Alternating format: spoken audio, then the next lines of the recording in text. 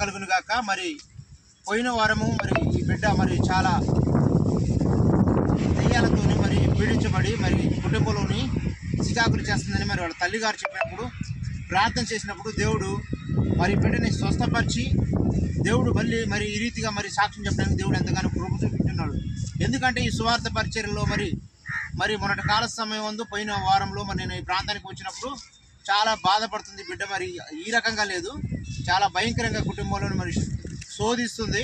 మరి అనేక సైతాని క్రియలో మరి అనేక ఈ బిడ్డ మీద దాడి చేసి మరి బిడ్డని వేలుబడి చేస్తున్నప్పుడు మరి చాలా అల్లరగల్లరగా చేస్తున్నప్పుడు మరి ప్రార్థించినప్పుడు దేవుడు స్వస్థపరిచాడు. అవునా బుజ్జి? స్వస్థపరిచాడా?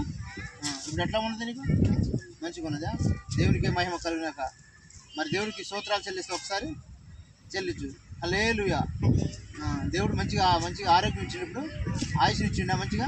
దేవుడు నిన్ను పట్ల విడిపించిండు కదా, దేవునికి స్తోత్రాలు. హల్లెలూయా. దేవుడు నిన్ను సజీవంగా మళ్ళీ మంచి ఆరోగ్యంతో నింపి మరి అనేకుల మధ్యలో మళ్ళీ మీ ప్రాంతం మధ్యలోనే మరి మంచిగా ఉంచున్నాడు. దేవునికి స్తోత్రాలు. హల్లెలూయా. మరి నిన్ను ఇంకా మంచి ఆరోగ్యంతో నింపి ఆయుష్తో నింపును కాక దేవుడికి వందనాలు అని చెప్పు.